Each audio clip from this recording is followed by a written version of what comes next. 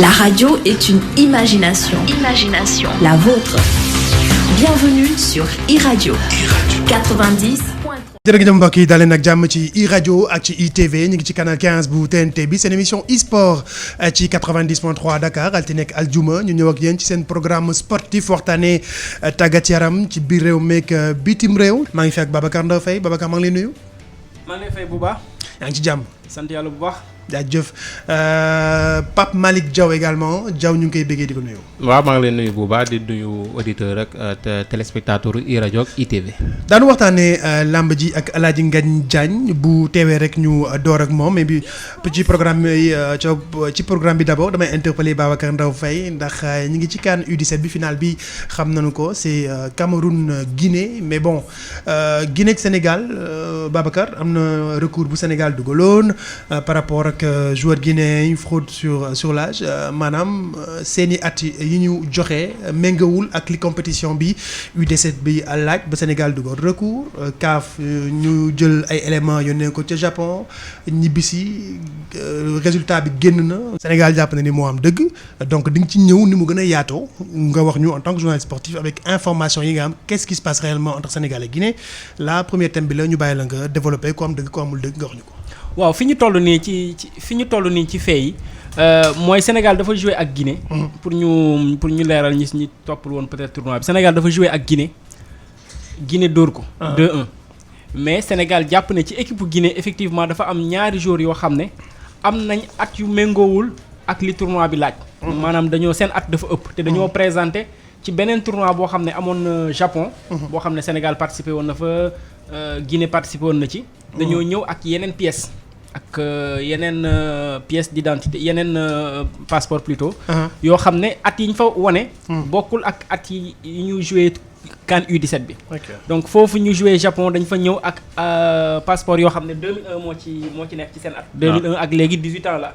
donc ëppale nañ moins de 17 ans yi ñu soxla ci tournoi bi. Sénégal bi mu porté réserve boobu ci instance yi nga xam ne mooy premier niveau de juridiction bi mooy instance yi nekk CAF. CAF bi mu étudier dossier bi dafa rejeter recours Sénégal. mais recours Sénégal li tax ñu rejeter ko en quelque sorte mooy amuñu woon ay preuves yu leer yu ñu teg seen loxo. parce que juridiction yooyu loolu dañ lay laaj ay preuves yoo xam ne moom la ñuy mën a ci la ñuy mën a sukkandiku. pour mën a joxe seen décision. comme Sénégal andiwul woon élément yooyu dafa andi accusation bi rek sans andi élément yooyu CAF jàpp ne ci loolu ñu ko jox doyul mu def li nga xam ne mooy rejeter recours Sénégal. donc Guinée continuer tournoi am parce que Guinée moo rawoon Sénégal ci poule bi donc Guinée moo continuer ci tournoi bi dem demi-finale finale. mais li ci bees mooy Japon bi nga xam ne fédération japonaise de football bi nga xam ne fédération sénégalaise de football daf ko solliciter laaj document yi prouvé ne tournoi boobu ñu woowee Dream Club nga xam ne Japon moo ko organisé woon ñu prouvé ni ñaari joueurs yi nga xam ne Guinée dañ fa football ci tournoi boobu te dépassé nañ âge bi te football ci CAN U17 bi ñu di am Tanzanie Japon envoyé nañ ci li waa fédération sénégalaise de football wax Japon envoyé nañ par la suite seen preuve donc bi Japon envoyé preuve yi fédération sénégalaise dafa ne am na yoon donc dafay continuer topp recours am boobu. def porter une deuxième fois beneen réserve. léegi nag réserve boobu li ñu ciy xaar mooy yóbbu ko tribunal arbitral du sport. maintenant comme CAF joxe woon décision am te li ñuy wax recours yi en juristes yi peut-être ñoom ci gën a mën a xam mais li ñuy wax c'est en quelque sorte ñoom si seeni terme le recours n'est pas suspensif. maanaam recours bi du tax ñu téye tournoi bi pose ko ba leeral affaire bi dañuy continuer tournoi bi bu amee leneen lu nga xam ne dafay ñëw yokk ci la ñuy door a statuer. il se trouve que actuellement final bi programmé nañ ko. Guinée dina ko jouer ji. Sénégal nag nee na du bàyyi dafay dem tribunal arbitral du sport nga xam ne mooy instance suprême. ci wàllu juridiction en matière ci wàllu juridiction sportive Sénégal xam nañ ci dara parce que mooy fi ISO demoon récemment. bi mu amee problème ak fédération foofu nga xam ne dañuy utiliser textes yi nga xam ne moo lal structure yi moo lal compétition yi. c'est-à-dire tribunal arbitral du sport da nga fay dem nga andi sa avocat fédération sénégalaise jël nañu ay avocat benn cabinet d'avocat suisse def na. da ngay dem nga andi sa avocat ki ngay xëccoowal yóbbu avocat am également. sur la base de document test sur la base de cadre réglementaire bi ngeen nekk donc en l'espèce ci cadre réglementaire u CAF la ñuy utiliser dañuy ubbi texte CAF yi xool lan la wax en termes d'organisation de ce tournoi xool lan la wax ci lan la règle yi wax lépp après ñu étudier preuve yi ngeen joxe étudier beneen partie bi également seeni argument ñoom ñu door a joxe seeni juridique ñu door a joxe seen décision donc foofu sori na trop yegguñu foofu en attendant Guinée ak Cameroun dinañ jouer sur le terrain maintenant je crois que c'est une question d'honneur aussi au-delà de bu ñuy wax ne dañu bëgg a assainir ci wàllu petite catégorie il faut que ñu tàmm tamit respecter les règles manifestement li am ba des mooy leer na ni par rapport ak li Japon wax leer na ni ñaari gone yooyu nga xam ne Guinée da leen utiliser effectivement dañu dépasser âge bi nga xam ne moom la ñu soxla ci tournoi bi nga xam ne U17 bu ñu ko waxee mooy ñi nga xam ne mataluñu 17 ans. D'accord. C'est-à-dire boo sa 17 ans buy tegee benn fan bokkatoo donc ñooñu bu fekkee joué nañ beneen tournoi il y a 2 ans ci ginnaaw te tournoi boobu ñu amoon fa 18 ans. donc tey jii ça veut dire que sur la base du papier yu ñuy joué wu tournoi boobu Dream Club foofu ci Japon.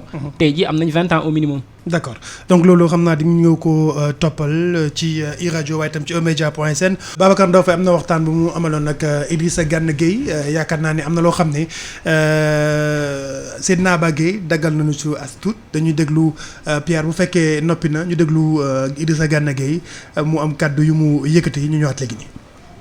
À boucler votre 9e saison en professionnel, 9 saisons quand même. Sentez-vous aujourd'hui le poids des responsabilités sur vos épaules en club, mais aussi surtout en sélection? Il est venu aujourd'hui le temps d'être ce que les Mavouba et autres Kabaye ont été pour le gamin venant de Djambar, même si on vous voit rarement prendre la parole sur le terrain, donner de la voix pour orienter vos jeunes coéquipiers. Oui, c'est vrai qu'on me voit rarement faire ces genres de trucs, parce que les Mavouba étaient pour nous... pendant nos saisons à Lille, mais voilà, cette responsabilité, je la prends plus en sélection parce que je fais partie des anciens et que j'ai cette responsabilité par rapport aux jeunes. En club, c'est un peu différent parce que il y a des anciens qui ont été là avant moi et c'est un peu plus compliqué, mais ouais, en sélection, je prends mes responsabilités, je suis un leader en dehors et sur le terrain, et ça tout le monde le sait, je crois. Et j'essaie toujours de montrer l'exemple et de jouer mon rôle de leader jusqu'au bout. Au-delà du joueur qui met toujours de la bonne humeur et une grosse ambiance dans le car ou le vestiaire, quel type de leader êtes-vous? Je suis un leader dans tous les domaines, techniques et au niveau de la parole. Quand il faut parler, je parle, les gens m'écoutent. Quand il faut gueuler, je gueule, mais toujours avec la bonne manière pour que les messages passent bien. Et au niveau de l'ambiance, ouais, ça c'est ma personnalité. J'aime bien mettre de l'ambiance dans les vestiaires et j'aime bien mettre de l'ambiance dans cette équipe et qu'on soit tous contents de rejoindre la sélection et surtout qu'on vive des moments inoubliables. C'est vrai qu'après il y a le foot sur le terrain, mais en dehors du terrain on passe beaucoup de temps ensemble, donc on est enfermés à l'hôtel, donc si on rigole pas, si on passe pas du bon temps ensemble, on va plus s'ennuyer et ça ne met pas de la bonne ambiance dans l'équipe, donc j'essaie toujours d'amener cette ambiance et d'amener cette bonne humeur et d'essayer de regrouper l'équipe, qu'on soit tous ensemble et qu'il y ait une ambiance saine dans l'équipe et voilà, qu'on kiffe notre sélection, quoi. Un peu comme un capitaine sans brassard. Ouais, c'est ça. J'ai pas besoin de brassard pour jouer ce rôle de capitaine parce que ça, tout le monde le sait, c'est ma nature. Voilà, je suis un leader naturel. J'ai pas besoin de brassard pour jouer ce rôle parce que voilà, c'est un truc que je fais naturellement parce que c'est comme ça. En juin, vous irez disputer votre 5e grande compétition en sélection après les Jeux Olympiques de 2012, les CAN 2015 et 2017 et le Mondial de 2018. On ne va pas vous mettre la pression, mais après 2 éliminations au premier tour et 2 quarts de finale dans ces compétitions, c'est quand même le temps d'accéder à l'étape supérieure. Ouais, c'est vrai, tout le monde nous attend et tout le monde espère qu'on va faire une bonne CAN et qu'on va faire la différence et qu'on va amener la coupe au Sénégal. Mais comme je dis souvent, voilà, faut rester vigilant et surtout rester concentré jusqu'au bout et ne pas oublier notre objectif et essayer de tout faire pour amener cette coupe au Sénégal. Nous, c'est tout ce qu'on souhaite. Après, toutes les équipes qui viennent à la CAN aussi jouent pour la même chose, donc ça sera pas facile. Mais on a l'équipe qu'il faut et on a beaucoup plus d'expérience que pendant les CAN précédentes. Donc, faut juste se concentrer sur notre équipe et sur ce qu'on veut faire et essayer de pas prendre trop d'euphorie et rester concentré du début jusqu'à la fin, parce que ça ne sera pas évident comme tout le monde le pense, et qu'on va aller à la CAN et qu'on va la gagner facilement. Si on met pas les ingrédients qu'il faut, on échouera comme les autres fans. Donc il faut essayer de rectifier les erreurs qu'on a pu commettre pendant les CAN précédentes. Par rapport aux 2 précédentes éditions, que faudra-t-il améliorer dans la façon d'aborder la compétition pour aller plus loin? Je pense qu'à la dernière CAN, on a fait tout ce qu'il fallait pour faire ça. On n'a pas manqué de chance. On a perdu au tir au but, c'est un coup de chance. Donc on a manqué de chance. Mais voilà, il faudra garder les mêmes aspects que cette CAN passée. On était bien en équipe, on jouait bien et on prenait du plaisir sur le terrain et on mettait toujours en difficulté les équipes adverses. Malheureusement, on perd au tir au but et peut-être il faudra travailler plus le tir au but au cas où on arrivera à des phases de tir au but encore une fois et pour tirer les buts et essayer de gagner les matchs. Voilà. Au niveau de l'équipe, tout ça, franchement, on était bien ensemble, on était bien solidaires et on faudra garder les mêmes aspects. iRadio. jërëjëf mu nekkoon Idrissa Gana Gueye ci téléphone wu Babacar Ndaw Faye. Babacar yaakaar naa ni waxtaan wi war nga ñu ko mën a tekkil ci wolof rek pour ñi nga xam ne dégguñu tubaab. waaw Idrissa Gana Gueye daf ñu may waxtaan bu yaatu ci wàllu football. ci carrière am fi mu ci toll. ci club bi mu nekk Everton. ak fin de saison bi li ñuy wax ci li ñu ko doon coowal yëpp ndax dina demam du dem. loolu yëpp mu àddu si ak ñun. mu wax également ci wàllu li jëm équipe nationale. ci wàllu xam nga boo nit ñi dañuy fàtte mais Idrissa Gana Gueye ci équipe bi ñi fi nekk actuellement moom moo ci gën a yàgg. D'accord moo ci gën a yàgg parce que moom mi ngi ñëw sélection pour la première fois en 2011. juste avant CAN bi. ak Amara Traoré moo ko woon boobu woogul woon ay ñoom Sadio Mané ak yooyu boobu ñoom Dame Doye ñoom nuñ tuddati Moussa Sow ak yooyu ñoo nekkoon ci équipe nationale bi ak Mamadou Niang ak yooyu donc moo ci jiitu ensuite boo xoolee diggante bi muy ñëwaat am régulier bi nouvelle vague bi di ñëw ci équipe nationale bi ñu ngi def plus de 7 ans aujourd'hui bokk na si ñi nga xam ne moo ëpp li mu joué ci ay match defe naa diggante boobu ak léegi Sénégal match yi mu joué yëpp moom juróom-benn la ciy footballu te juróom-benn yooyu yëpp ay dafa fekkoon mu tombeek mu blessé donc tey jii bokk na ci moom mooy ki nga xam ne moo ci ëpp sélection ci ñi nekk en activité ci équipe nationale bi à l'heure actuelle donc loolu dafa yokk responsabilité ci kawam loolu lañ ko doon laaj ndax moom pare na pour assumer responsabilité yooyu yëpp tegu ci ndoddam mu wax ñu ne moom en tout cas mosu ci am xel ñaar et que ci équipe nationale sax la gën a mën a yenu responsabilité boobu que ci club ndax club di nga fa dem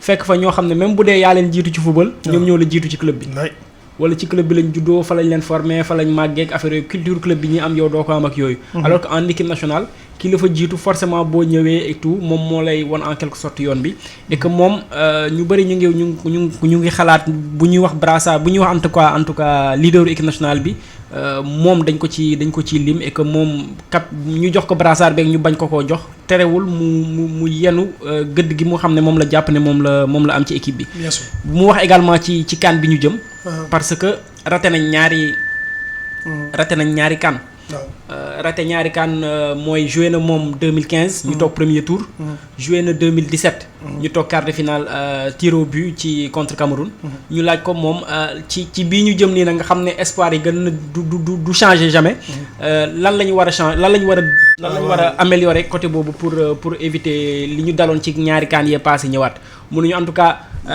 xëy na peut-être li ñëwoon ci CAN 2017 bi mën nañu wax ñàkk chance mi ngi ci ndax tiro bi lañ toog waaye nag comme tiro bi lañ toogoon ñoom ñëpp war nañ gën a préparer loolu ba nga xam ne benn aspect duñ ko bàyyi ci ginnaaw et que ñu nangu ne xëy na équipe yi ñu doon dóor dañ ñoo mënoon waaye comme ñoom dañ leen mënoon ba di leen dóor ñoom ñoo war a wane tey jii ne ñor goo xam ne ci diggante bi am nañ maturité bi am nañ expérience parce que boo joué ñaari coupe d'Afrique joué coupe du monde joué Jeux olympiques amatoo layu ñàkk expérience non mënatul nekk sax amatoo layu ñàkk expérience tey jii lay boobu comme dañ koy jël teg ko fële ñoom ñoo war a wane buñ ñëwee ci terrain bi wane ne jot na ñu wane seen valeur ci liñ leen di tudd waxtaan bu yaatu boo xam ne ñu ku mën a dugg ci site eMédia.sn di nga ko am et puis dinañ leen ko tegal également ci suñu chaîne YouTube. voilà ñu koy gën a bu baax Babacar Ndao Faye di fàttali mbokk yi ni yéen a ngi déglu seen émission e-sport ci iRadio waaye itam di ko seetaan ci ITV canal 15 bu TNT bi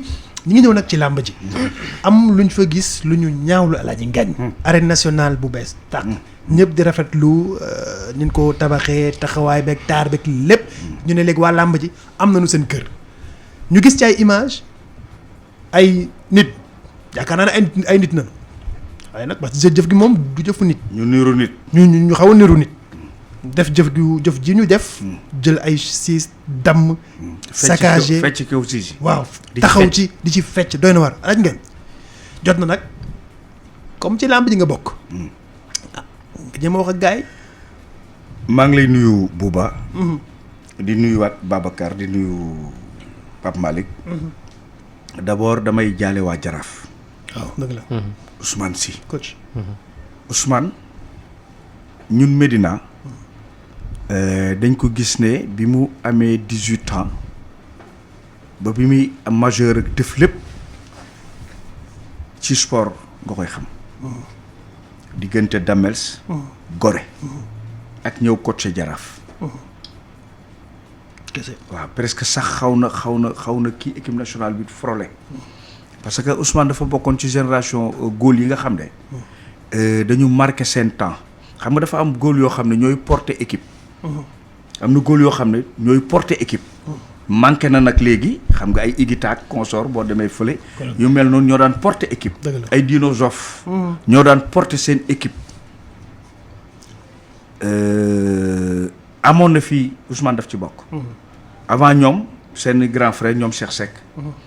ñoom Ousmane kii si bu Jeanne d'Arc Ousmane si bu Jeanne d'Arc Gold Disco waaw xam nga fi may waxee voilà ñooñu ay Mansour Wade Cheikh Disco Cheikh Mansour Wade moo daan porté équipe police bi ci relance yi xam nga da nga am Cheikh Seck ci drobam yi yu mel noonu la ba ci Mbaye Jacques mi oui Santhiaba Mbaye Jacques men Mbaye Jacques xam nga daan góolu Santhiaba waaw ci góol yi daan porté seen équipe Ousmane waaw moo daan góolu Santhiaba daan xeex rek xeex yu métti boo xoolee xam ne xeex waaw yaa ngi dégg waaw yàgg na ci loolu yàgg na ci mais ak a tàng waaw yaa ngi dégg góol yooyu ak kulu bi ne woon Celtic ñooñu dañ daan góol yoo xam ne ak Ousmane dañ daan porté équipe ay Silla Jekko nga xam ne ñoo daan porté équipe bi ginnaaw équipe bi day am doole mooy góol yooyu façon rasu góol yooyu nag dafa manqué léegi seen championnat bi gisutuma ko ay góor yoo xam ne ñooy engagé équipe bi Mansour Wade ku nekk xam ne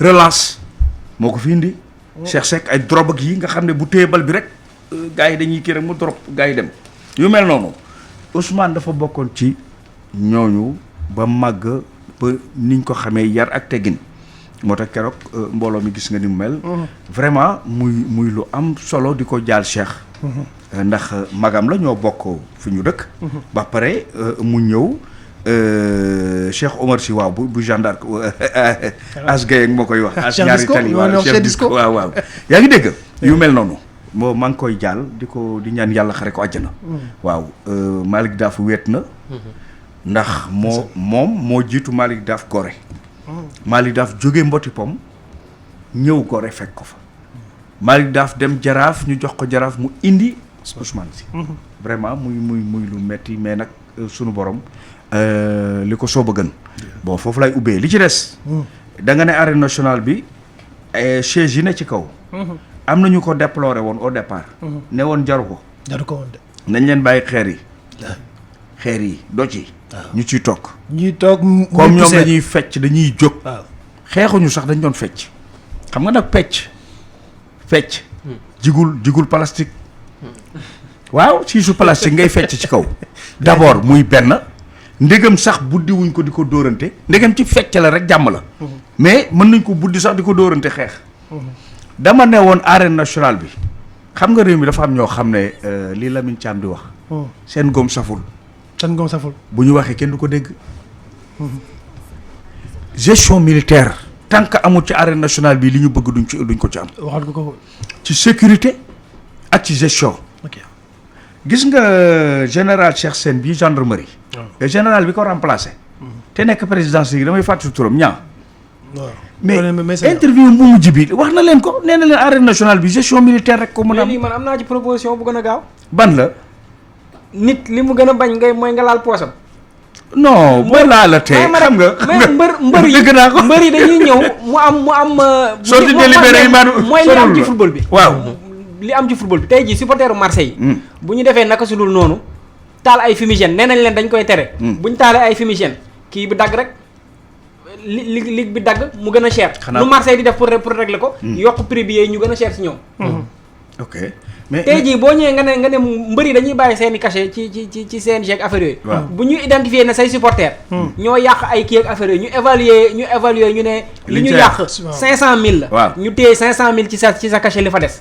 loolu solution la. buñ ko defee. bu ëllëgee supporters yi bu dee ñoom bëgg nañ mbër boobu. dootuñu ko solution la. wala écurie bi fay pourquoi pas écurie bi. moom la waaw mbër bi mooy écurie bi moom. xanaa écurie balaay fay denc dërëm. mbër mi daal comme cachet bi waaw mbër mi. écurie balaay fay denc dërëm. non c'est simple mbër mi cachet mi ngi fa li nga fa waaw cachet mi ngi fédération waaw bu yàqee.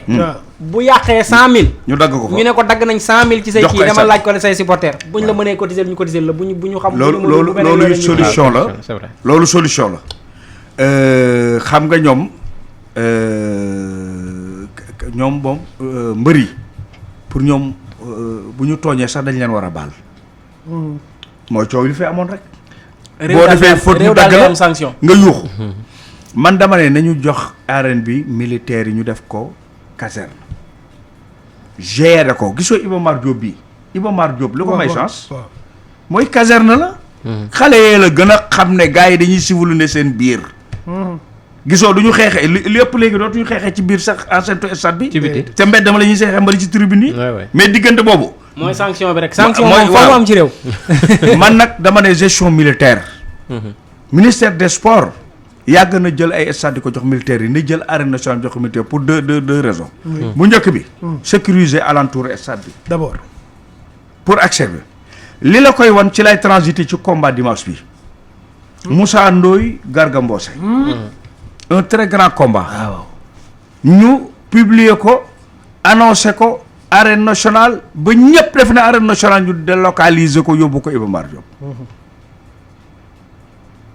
loolu lan la te ñi koy def c'est des promoteurs yoo xam ne ci làmb ji vraiment ay tierce promoteur ñooy ñooy def campagne boobu. mais loolu bu amee c'est parce que le ministère est complaisant. moom laa la wax ministère bee ko nangu. moom moo war a jël responsabilité am. ministère bi dafa complaisant parce que mënu leen jooy pendant depuis 2000 avant 2000 stade arène ba arène bi ñëw ñu def ci liñ ciy def mais arène bi pour ñu rectifier ko Babacar. foog ñu fay def làmb di xool fay yi di ko changer di ko rectifier et puis da ngay adopté wu ak arène bi. bu dee sécurité la Sénégal fu waay neex circuler. sécurité publique a ngi fi. te ni ñu yoree sécurité bi au Sénégal dal na xel lu mu jaral wuyu na la ko jaral ci sa bés. waaw wuyu lu mu jaral wuyu ci sa bés bu mu yàqu. na la ko jaral ba bu ko yàq. yii wax du argument booy wax ñu naan amateurs yi sax nee nañu stade bee leen gënal. mais na comme léegi loolu da ci am na ministère bi yokk prix wu kii. Iba Mar yokk ko ba mu sax. non Iba Mar kay Seydou Diouf xam nga Seydou Diouf weekend bii ba fekk naa ko sali. bu anbal bi ñuy dem ca jàngee Joal. fekk naa ko fa. nee naa ko stade bi da ngeen koy louer 1 million. na cher rek. waaw man moom xam naa ne. xam naa ni ngi ciipatu man nag seen ciipatu safuma promoteurs yi seen ciipatu safuma ko mais li leer mooy man dama leen yàgg défendre les promoteurs mais dama gis ne stade bi ñoom ñoo koy ñoom arène bi ñoom ñoo ci kii te pourtant ñoom ñoo tax ñu defar ko te pourtant bu ñu ànd ak nit ñi rek te tey wallahi dinañ leen wutal solution. ngeen daal réew mi comme kenn bëggul laal ñu laal poche am. waaw na gars yi di laal ci poche rek. léegi poche yi gën a fragile. man daal li may wax daal li ma leen di wax daal li ma leen di wax mooy pour sécuriser d'abord arène bi nañ ko jox militaires yi pour am jàmm ci biir ak ci biti ba ci alentour bi parce que ñoom dinañ raxasaale sax alentour stade bi parce que bu ñu ko defee caserne. dañuy am écho ci lu bari mën ko di teel a informer la sécurité pour ñu régler ko. gars yi yow tu es convaincu que militaires yi rek ñoo ko mën a yor buñ ko sa caserne nga koy def. nañu waxante dëgg boo ko deful parce que dëgg la secteur bi day secteur boo xam ne nit tàmm fay dem. waaw dafa xaw a isolé wu. mais nag boo leen ko joxee ñoom alentour bi yëpp la ñuy réglé. parce que dañ fay dëkk ba pare xam li xew ci kii bi di am ay écho. bu manifestation commencé dinañ xam fan la ñu war a sécuriser d' abord ñoom dañ koy xam les militaires ànd ceeg police bi pour que nit ñi mën a accéder foofu. loolu ci arène nationale bi la. mais ñi ngi jëm ci combat bu rëy diggante Garga Mbossé Moussa Ndoye dinaa ko gën a yaatal suba mais li gën a leer mooy combat la boo xam ne bii bien vrai que nag gis naa billet yi waa ji def na ko billet combat bii ci foofu def na ko waaw combat bii waaw su ma ko tëggoon kenn du ko def direct alaaj ngeen nag la ma tax man mi mënul dem nga bàyyi ma sànq ko télé nga dem fay billet mënuma bouger quand même nga dem fay billet mënuma bouger mais stade bu mel ni Iba Mar tam ñëpp xajuñu fa stadium bi waaw oui moo tax j'ai vu la ma tax yóbbuñu ko sax arène nationale moom ñoo fa la woon mais après ñu ne dañ koy indi fii parce que promoteur bi Abdou Fall yeneen promoteurs yi waxtaan nañu ak moom ñaan ko ne ko indil fii man loolu moom loolu moom vraiment man daal d'accorduma vraiment d'accorduma bu doon bon man bu ma ci waxoon dinaa ko wax parce que dayoom moom ci ñu war a relever défi la bokk Pape Abdou Fall même arène bi ak niñ ko tabaxee état tabax ko président def ci li mu ci def moom Pape Abdou Fall moom bu fa doon manque kii war na moom moo fa waroon joxe exemple bi ndax moom ci moom la ñuy xoolee promoteur yi tey man mooy seen référence tey combat bu toll nii nga yóbbu ko ci stadium bi d'accord nañu seet mais daal combat la boo xam ne bokk na ci combat yi gën a mag ci combat yi fi Moussa Ndoye li koy topp ci Yaraax kii li koy topp ci Parcelles Assainies d'accord mais nañu jël ci seen responsabilité sur ça am na beneen boo xam ne ñu ngi ne nañu dañ ko ficelé woon Bawol production ficelé ko diggante Tyson 2 ak Goro Sock il paraît que daanu na ci ndox mi parce que Goro Sock nee na du bëreel Boy Bawol ak Marley du leen bëreel avant combat ma ne leen day xale waa day xale te waxuñu ko te it écurie yi nañu wax ak xale yi le 5 mai 2005 bi Moustapha Gueye di bëre 4e combat ak Lac de Guiers 1 fu mu nekkoon di ko bëreel Yékini ak Khadim Ndiaye di ko bëreel Mame Ndiambane ak Bombardier fii stade Léopold Senghor Moustapha Gueye mu bëre 4e combat bi xaw ma 3e combat bi lu Moustapha Gueye deful ci làmb Moustapha Gueye lu mu deful ci làmb Goro Sock da ko def Lac de Guiers 1 di mu def ci làmb Goro Sock da ko defagum mu ne du bëreel ñoom ma déedéet wax ji newul foofu kii waroon bañ loolu mooy Tyson 2 ndax Tyson 2 li mu def Goro Sock defu ko man bu ko Tyson 2 bañoon sax dinaa xaw a def nii mais Goro Sock warul bañ loolu waaye écurie dañu juum bu fekkee dañ ko ci jàppale Goro Sock kon mooy am lu muy gagné ci combat boobu mais bu ci bëre woon waaw oui parce que dafa gëj a bëre combat yomb ko bu ko Tyson 2 nangulee loolu Tyson 2 moo waroon bañ loolu Tyson 2 mooy leet naa amat seen mais lañ ngeen est-ce que xale yi ñoom itam léeg-léeg booy xool ñoom ñooy seen au lieu écurie bi jiital leen ñoom ñooy jiital écurie yi li ma lay wax moo ci xale yi ñooy chef écurie yi mooy li ñuy waxtaanee ñu ngi ko doon waxtaan ak ay techniciens yow yaa dem uti enquête de moralité seen tour moo nekk ci enquête ba yaa dem intérieur moom sa écurie am ko ay adhérent ñëw ba di la guider di la jiital adhérent mbër mi adhérent la nañu waxante dëgg dafa adhéré su retraité dafa war a nekk ci ngeen dugal ko ci biir mbaa mu dem kooku moo leen diriger mais xam nga mbër yi bu ñu amoon kilifa ci biir écurie bi mu am baat am na loo xam ne balaa ñu ci kii dañ koy toog waxtaane ko mais Goro Sock ci combat Marley Boy Bawol war naa mën a bëri ci biir Moustapha Gueye bëri na fi ak ñooñu bëri na fi ci loolu te bu ko neexoon Moustapha Gueye bu taxawoon ne du ma bëreel Yékini du ma bëreel Bombardier dañ ko koy nangul mais la muy gañe la xam c'est des professionnels nañu xam loolu Goro Sock bu mu xool rang wu bëri bi professionnel la bu war a bëri entretenir boppam am xaalis ñàkk na ci xaalis boobu parce que avance ba jëlu ko. xeeñ na kii avance ba mu jëloon. te bu dee kii moo njëkk a jël avance mën naa lor promoteur bi ndax kii mën naa ñam ci lañ ko jox. day wàññeeku.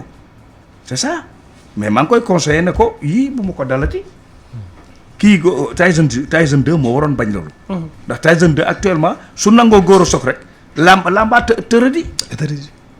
waxuma moo góor a soog ku man sama new ci loolu waaye Tyson 2 position ak position góor a soog kon góor a soog mooy wuti dara ci Tyson 2. dañu wax dëgg. te revanche la boo xam ne Tyson 2 dafa dugg seen écurie daan fa xale bi Garga 2. attention kon ñoom moom waroon na xoolaat balaa muy bañ man bu ma teeloon gis naa ko ne ba jëlal combat bi te dem bëri ji ko yow bëriloo Marley bëriloo Boy Baol sa bopp ngay bëril. te boo daanee combat xam nga deuxième combat mën na dàq sa grand combat. gis nañ ko fi souvent. te li koy indi mooy. contrat ñaari mbër yu mag rek koy am ñi si jëf kii lañ leen di jox convocation loolu ko indi loolu rek ko indi ñoom ñaar seen tour bu njëkkoon foofu ñooy bëre grand combat bi. noonu lay demee. loolu nag moom lay tëjee. mais dafa mel ni ci côté Tapha Tine la waxaale bi dese. waaw parce que Pape Abdou Fall xam naa ko ci kàddu foo xam ne. lu mu la wax ne ma nga ca ci làmb ma nga ca mook Ama defe naa ne. daanaka xaw na noo clôturer mais Tapha Tine la dese def naa affaire u cachet la waaye nag su ma doon Tapha Tine pour bëriwaat ak Ama dindi lim ma defoon jar na sax ma ne leen dagg leen ci man jox ko waaye damay bëri na ñëw man loolu laa koy conseillé bu mu xool li mu ciy am waaye nag tamit moo xam nan lay demee marché am waaye daal bu dee différence bi amul solo noonu jar na bëre waat ak Ama jar na ko ndax li ko gàkkal yëpp Ama la. Ama ko teg. tournoi TNT ba. Ama ko teg parce que bokkuñu génération ñoom. waaw ñoom Tapha Tine 2005 la ñu. Ama 2009 la. bokkuñu génération. bu Ama mënee yéeg ba grimpé wàcce ko fa. buñ ma ko joxaatee luñ ma ko joxee jar na ko. pour wan gaa yi ne dama juumoon bala nangam bala moom moo mën daf may daanaat rek baa ma daan ko bu ko defee dindi gàkk boobu xam nga day reflété wu ci combat Eumeu Sène Modou Lo justement fa laa bëggoon sax nga ñëw parce que Eumeu Sène Modou Lo ñoom itam xam nga lu jaaxal nit ñi la da nga naan Modou Lo mi Balla Gaye daan 2 fois neel benn Eumeu Sène mooy roi des arènes tey ñaar làmb jeex nga jël ki daanu ñett lan la du règlement de compte dëgg dama leen ne du combat royal combat règlement de compte ingrédients yëpp Eumeu Sène moo tànn ki mu bëgg a wëree moo ko tànn parce que bu woon logique gu làmb tey ñi ngi jëm ci combat Eumeu Sène ak Balla Gaye bu dee logique gu làmb rek la waaw Eumeu Sène Balla Gaye la ñuy séntu au mois de juillet mais Eumeu Sène moo tànn Modou Lo Modou Lo tànnul Eumeu Sène dañ ko tànn li tax ñu tànn ko nag war na koo tiital waaw mais moom tànn bi waru ko mën a naqari parce que daf koy jox buntu tamit boo xam ne bu gën a gaaw pour jot ci defal ndànk xam nga du ko naqari defal ndànk du ko naqari booy xool sax dañu naan Modou Lo fi mu ne dafa calme loolu amul lu mu wax lu dul entraîné ji ne pat waaw parce que ñaari dañ ko la bon dolli nañ ko xaalis xam nga jóge ci combat Balla Gaye rek am na xaalis la ñu jox la avance 1 mois avant le combat bi taxaw na à 1 mois avant dafa mënul officiel parce que dafa ne woon ci contrat tey ñu dolli la xaalis bu toll noonu ci xale buy liggéey doo sant yàlla da koy téye rek bi ci des couronne am ca waaw surtout waaw bu ko jëlee par défaut xam nga bu ko jëlee c'est par défaut mais du mën a bàkku ndax Balla ngi fay taxaw du mën a bàkku su nee nii Bombardier ne ko taxawal su nee nii Balla ne ko def ni ñaar loxo yi looloo coow li jaw mais alañ ngeen combat bi déjà Eumeu Sène Modou Lo gis nañu ñoom itam amaat nañu beneen face à face et tout mais man fi ñu koy amalee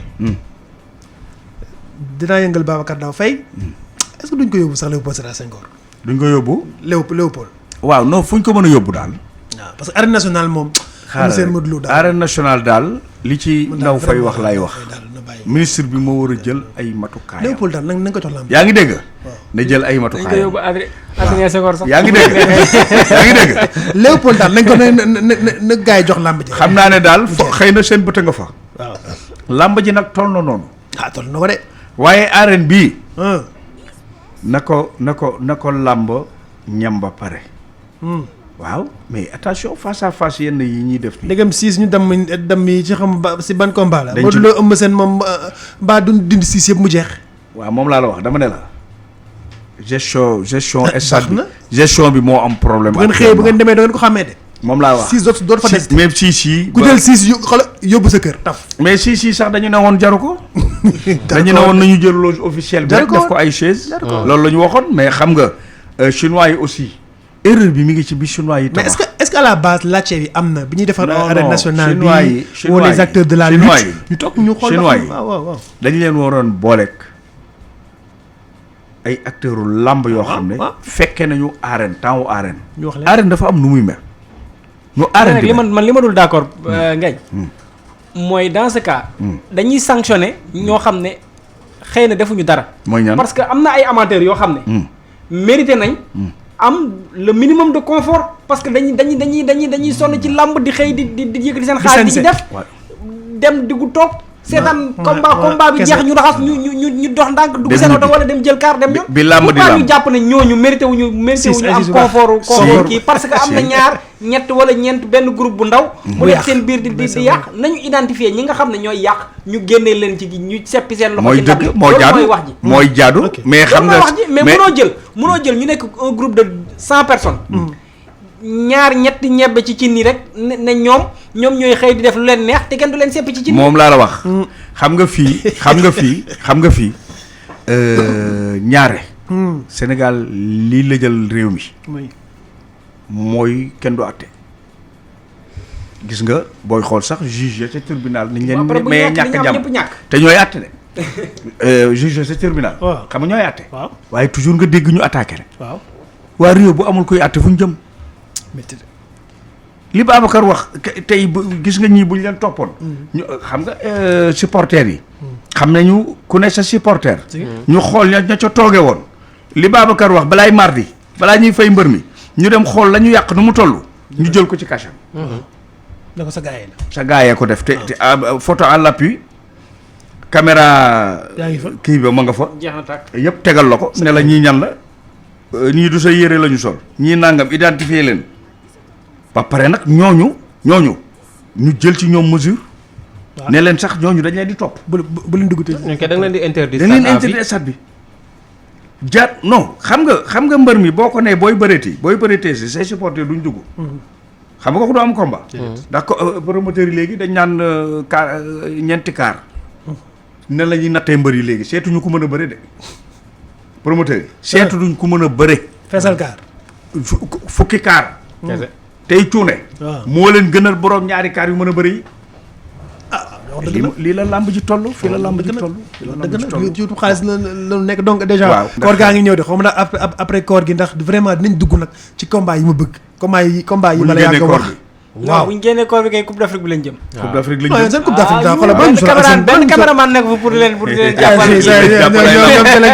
jàppal lamb en tout cas bu ñu jógee ci koor geeg jàmm yaa ñu si dugg ak bisimilah génn ceeg alhamdulilahi rabil alamin en tout cas bu ñu ci génnee moom ba ñu dugg ci coupe d'Afrique bi au mois de juillet moom jàpp leen ne dina saf-sap waaw dina saf-sap mais nag jàpp leen nit aussi drapeau du chef de l'État dina am mi ngi commencé vendredi 28 ba dimanche 30 juin ca Mbour lay amee dëkku Babacar xam naa Babacar dina dem alañ gañ mais loolu ci biir coupe d'Afrique bi la de waaw ci xala waxu coupe d'Afrique Babacar Ndaw essay dégg dara waxu coupe d'Afrique la coupe d'Afrique kii lay commencé 21 juin ba 19 juillet ba 19 juillet waaw ñun de ñun 30 juin ña nga jëm foofu ñun 30 juin fa ngeen ñun nga jëm xam nga nag gaynde mbooyalunu te ngeen ma xaar rek déet yow ko bu dee da ngay dem kay bàyyi ñu dem xaar ma dalal leen rek non bàyyil ma demal la Mbour rek léegi tolak bi aussi vendredi 19 ba 21 juillet la à Dakar 12e édition tournoi CEDEAO voilà moom tamit waa làmb jàng koy tournoi boo xam ne amateurs yi miin nañ très bien te loolu xam nga bu boobaa nag bu boobaa sax nañ xam li arène nationale bi jariñ waaw ñëwee ba ñoom équipe nationale yi nga indi leen foofu. waaw yaa ngi xam li arène bi jariñ. voilà am na solo. voilà mais Alaaji Ngagne am nañu yaakaar xanaa Balla dina am combat balaa fin saison bi nag. Balla Gaye. waaw non Balla Gaye moom mënul bëre balaa fin saison. balaa fin saison moom Balla nag. balaa fin saison moom Balla nag. duñ ko mën a am Massamba Dieye waaw. ñu delluwaat moom it xam naa ñoom ñëpp dinaa ci waxtaan ak ñoom ci arène bi ñu ngi réagir. waa groupe baax. waaw justement xam nga ñoom waa groupe baax. xam nañ leen ci sañse xam nañ leen doon amateur. dañuy sañse lu rafet. dem ca arène ba wala dem Ibamar toog seetaan ñoom li Babacar wax la rek. groupe la boo xam ne mënuñu leen boole ci yàqkat yi. donc bu ñu bëggee sanctionné ñëpp. li Babacar Ndaw fay wax la lamb mérité na confort. ci biir arène nationale bi. confort biir Ibamar seetaan ñibbi. waaw mais en tout cas daal dinañ ci revenir. dañ ci ubbi waxtaan. même ñoom promoteurs yi sax bëgg naa ci dajeeg ñoom. ci géew gi moom fa nga. waaw ñu toog waxtaan bu semaine yi di ñëw dinañ ci waxtaan ma ak ñoom. parce que ñoom déjà ñooy tëgg làmb yi bu fekkee bëgguñoo dem arène ba nag. sëñ bi man déggu ko ma mbër mu jàmbat. ca arène ba. parce que amagul combat phare. non même yeneen bëri man gisuguma ñu ne stade bi nangam glissé ci géew xew wi na amatul fële ndox mi taaba lóor amatul ndox mi da koy naan mais def benn 200 mètres dem ñëwaat daw fii la gën a neexe fii la gën a neexe Ibamar bu fa mbër di daw sama yaram day daw ndeysaan bu xat lool waaw bu xat fii am nga piste. bu dee mbërum bëgg a def 200 mètres kay. merci beaucoup. waaw jërëjëf li ma nekkoon seen émission e-sport ci iRadio ak ITV canal 15 bu TNT Alaaji Ngagne ñu ngi lay gërëm. maa ngi leen di fay. Babacar Ndaw Faye jërëjëf. jërëjëf Bouba jërëjëf ñi ñu doon déglu yëpp ñu ngi leen di gërëm di leen sant ak ñi ñuy seetaan ci ITV ak ci suñu chaîne YouTube di leen jox daje.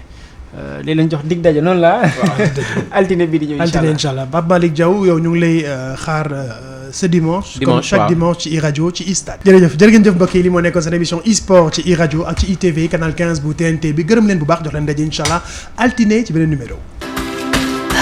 La radio est une imagination. La vôtre. Bienvenue sur iRadio 90.